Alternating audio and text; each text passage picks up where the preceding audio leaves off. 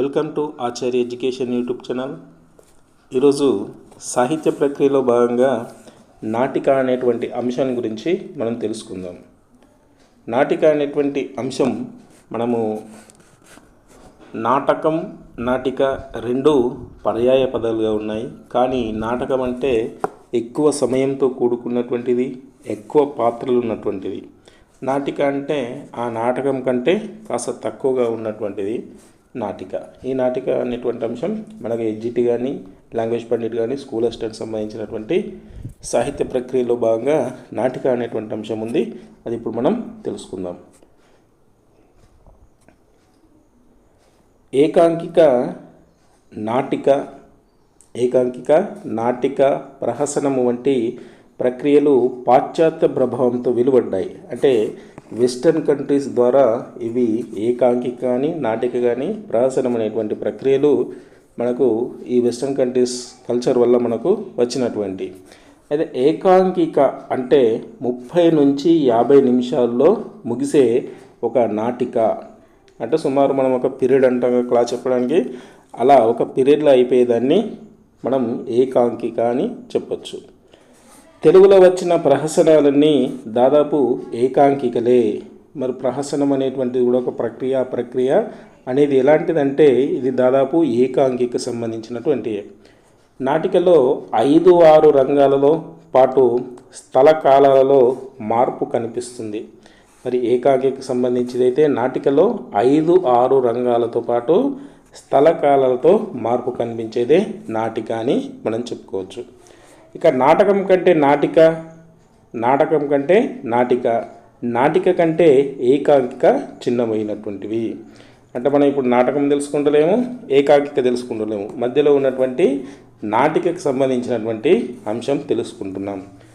అంటే ఇంకా సారూప్యాన్ని బట్టి నాటికలో భేదాలు: దృశ్య నాటిక, శ్రవ్య నాటిక, పద్యనాటిక, గేయనాటిక, నృత్య నాటిక. ఇవి అంటే సారూప్యం అంటే మనకు చూసేటువంటి తీరుని బట్టి, దాని యొక్క స్వభావాన్ని బట్టి ఈ విధంగా నాటికలు ఇన్ని రకాలు ఉన్నాయి. తర్వాత వస్తు భేదాన్ని బట్టి పౌరాణిక, చారిత్రక, సాంఘిక, కాల్పనిక మిశ్రమములు. అంటే వస్తు భేదం అంటే మనం తీసుకున్నటువంటి వస్తు పౌరాణికకు సంబంధించి రామాయణ ఇతిహాసాలకు సంబంధించా, లేకపోతే చరిత్రలో ఉన్నటువంటి పురుషులకు సంబంధించా, సాంఘిక అంశాలకు సంబంధించా, ఇంకా కల్పించినటువంటియా, ఇంకా అన్నీ కలగలిసినటువంటియా. అంటే వస్తువు అంటే ఏదైనా ఒక అంశం వస్తువు. క్లిష్ట కల్పనలు కానీ, శిల్ప చాతుర్యములు కానీ అవకాశం లేకుండా చమత్కార సంభాషణలు, అద్భుత సన్నివేశాలు ప్రధానంగా ఉండే నాటక శాఖ బాలనాటిక శాఖ. ఇది ఒకటి మనకు కొద్దిగా స్పెషల్గా ఇవ్వడం జరిగింది. క్లిష్ట కల్పనలు కానీ, శిల్ప చాతుర్యములు కానీ అవకాశం లేకుండా చమత్కార సంభాషణ, అద్భుత సన్నివేశాలు ప్రధానంగా ఉండే నాటక శాఖనే బాలనాటిక శాఖ అని చెప్పడం జరిగింది. ఇక ఉత్తమ నాటిక లక్షణం అనేటువంటి తీసుకుంటే వస్తువులోని బిడత్వం, రచనలోని జీవం, కథాగమనంలో ఉత్సుకత కలిగించడం అనేటువంటిదే ఉత్తమ నాటిక యొక్క లక్షణం. అంటే ఉన్నటువంటి ఆ అంశం టాపిక్ ఏదైతే ఉందో అది గట్టితనానికి సంబంధించి ఉండాలి. అంటే స్టాండర్డ్గా ఉండాలి తీసుకునేటువంటి స్టోరీ. ఆ రచనలో ఒక సజీవంగా ఉన్నటువంటి పాత్రలు ఉండాలా, వింటూ ఉంటే రమ్యంగా ఉండాలా. మరి ఆ కథాగమంలో ఉత్సుకత అంటే ఉత్సాహం కలిగించే విధంగా ఉండాలి. ఇది నాటికకు సంబంధించినటువంటి లక్షణాలు. ఇంకా ఏకాంకికకు నాటికకు సంబంధించినటువంటి వైషమ్యాలు అనేటువంటి మనకి ఇవ్వడం జరిగింది. ఏకాంకిక అంటే పరిమిత పాత్రలతో ఒకే పెద్ద సంఘటన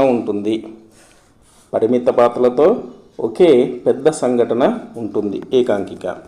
మరి దీంట్లో 4-5 అంశాలు, అనేక పాత్రలు, బహుసంఘటనలు ఉంటాయి నాటికలో ఏకాంకిక కంటే నాటిక పెద్దది, నాటిక కంటే నాటకం పెద్దది.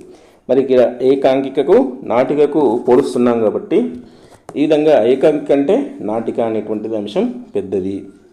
తర్వాత రంగ విభజన లేనిచో పాత్రల వేషభూషలు, రంగస్థలాంకరణంలో మార్పు అనేటువంటిది ఉండదు.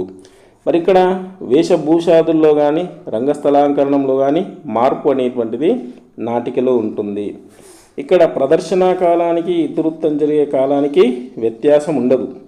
ఇక్కడ నాటిక ప్రదర్శన కాలానికి ఇతివృత్తం జరిగే కాలానికి వ్యత్యాసం అనేటువంటిది ఉంటుంది. ఏకాంకిక అనేటువంటిది ఇతివృత్తంలో వ్యవధానత ఉంటుంది, ఇక్కడ వ్యవధానత ఉండదు. దీంతో సంక్షిప్త సంభాషణలు ఉంటాయి. ఇక్కడ సంభాషణలు ఏ విధంగా ఉంటాయంటే వర్ణనాత్మకంగా ఉంటాయి. ఇది ఏకాంకిక, ఇది నాటిక. మనకు నాటికకు సంబంధించి ప్రాముఖ్యం ఇంపార్టెంట్ కాబట్టి ఈ నాటిక అంశానికి సంబంధించి మనం పూర్తిగా తెలుసుకోవాలి. ఇక నాటక భేదాల్లో ఒకే అంకము కలిగినవి బాణము, వీధి, ప్రహసనము, అంకము, వ్యాగ్యం అనేటువంటి రూపాలు. అంటే ఒకే ఒక అంశానికి సంబంధించినటువంటి.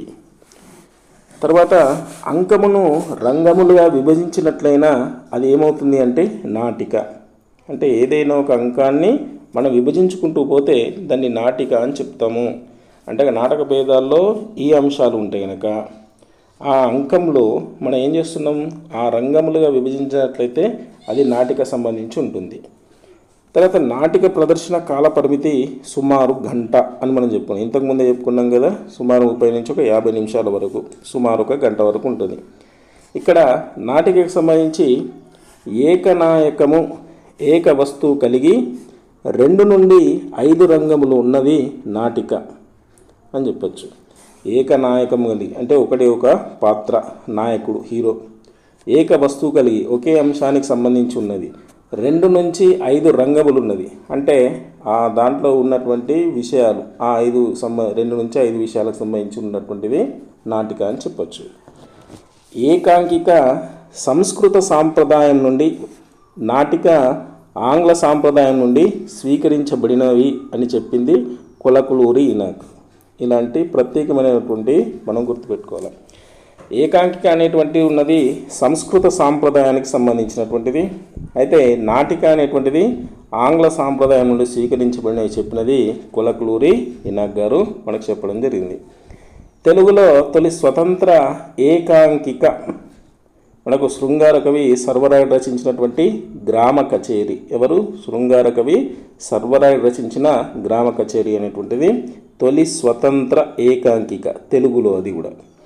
తర్వాత సముద్ర తీరము అనేటువంటి నాటికం రచించింది నూతక్కి రామశేషయ్య. తర్వాత ఆంగ్లంలో ప్రజా సమస్యలపై నాటికలు రాసినటువంటి వాడు ఇబ్సన్.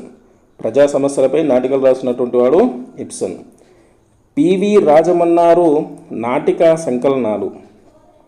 రాజమన్నారు నాటికలు సర్దార్ పాపారాయుడికి సంబంధించినటువంటి నాటికలు. ఇంకా రాజమన్నారు నాటికలకు సంబంధించి ఏమి మగాళ్ళు, నాగుబాము, నిష్ఫలం, దయ్యాల లంక అనేటువంటివి మొదలైనటువంటి నాటికకు సంబంధించినటువంటి పైది సంకలనాలు, కింది నాటికలు.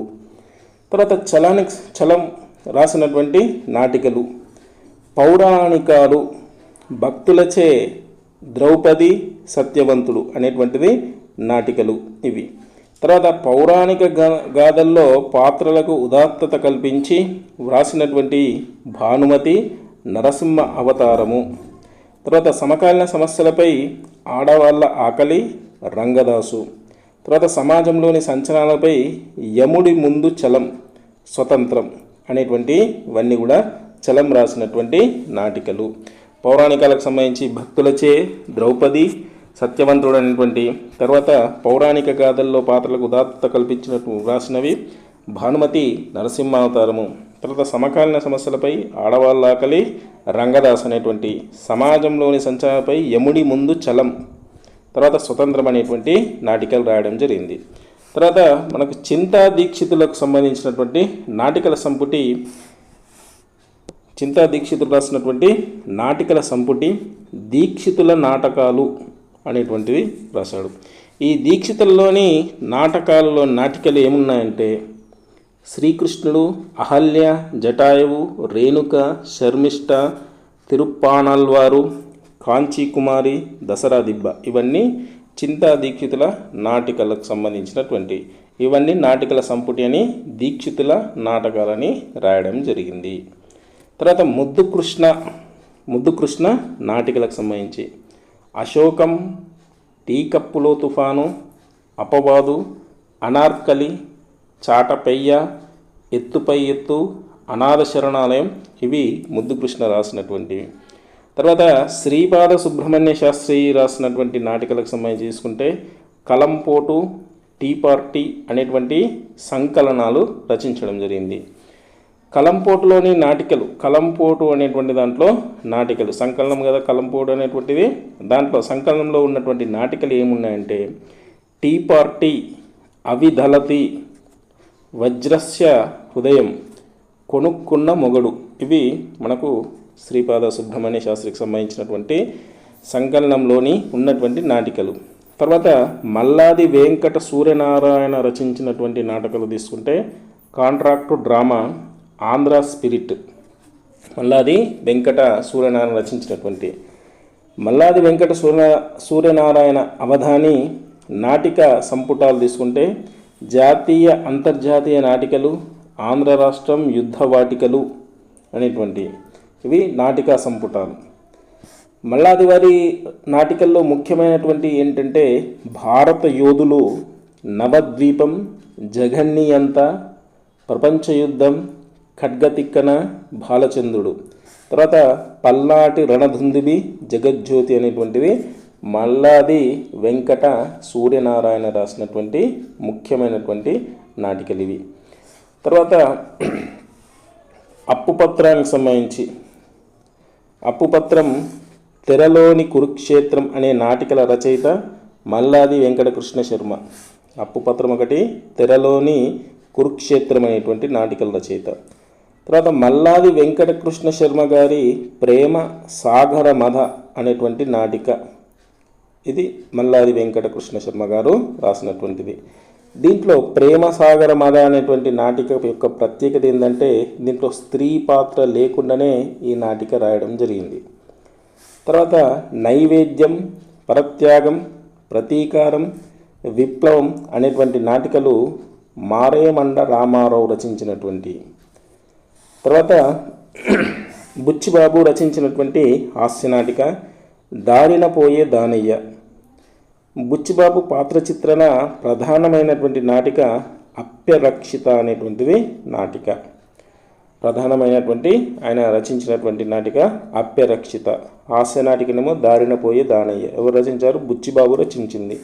ఇక బుచ్చిబాబు నాటికల్లో ముఖ్యమైనటువంటి రాయలు కరుణకృత్యం, ఉమర్ కయ్యూమ్, అంతిమ జ్ఞానం, వరప్రసాదం, మాయ, కల కోసం, చేస్తే ఏం, కల కోసం అనేటువంటి మొదలగున్నటువంటి ఈ 13 నాటికలను సంకలనం చేసినటువంటిది ఆత్రేయ. బుచ్చిబాబు నాటికల్లో ముఖ్యమైనటువంటి ఇవన్నీ ఏం చేశాడంటే ఆత్రేయ సంకలనం చేయడం జరిగింది. ఇంకా తర్వాత ఆరుద్ర నాటికల్లో ప్రధానమైనటువంటి తీసుకుంటే ఆరుద్ర నాటికల్లో ప్రధానమైనటువంటి విషప్రయోగం, దేవుని ఎదుట న్యాయాధికారి, పార్కు బెంచి, అక్కయ్యకి ప్రమోషన్ ఇవి ఆరుద్ర రచించినటువంటి నాటికలకు సంబంధించి. ఇక తర్వాత సోమంచి యజ్ఞన్న శాస్త్రి నాటికలకు సంబంధించి తీసుకుంటే కాకులు, వస్తుండండి రాష్ట్రం రాకేం చేస్తుంది, ముతక చీర, జరీ చీర, ముతక చీర, జరీ చీర, ఆంధ్ర నాటక రంగానికి జై అనేటువంటి సోమంచి యజ్ఞన్న శాస్త్రి రాసినటువంటి నాటికలు. తర్వాత పాశ్చాత్య ప్రభావంతో మొదలి నాగభూషణ శర్మ రచించినటువంటి నాటకాలు తీసుకుంటే విషాదాంతు అన్వేషణ, జీవన సంగ్రామం, దూర తీరాలు, పెళ్లి కోసం, మృత్యుభయం అనేటువంటి మొదలి నాగభూషణ శర్మ రచించినటువంటి నాటికలు. తర్వాత రవీంద్రుని నాటికలకు సంబంధించి తీసుకుంటే బెజవాడ గోపాలరెడ్డి రవీంద్ర నాటికలను తెలుగులోకి అనువదించినటువంటి వాడు బెజవాడ గోపాలరెడ్డి అనువదించాడు.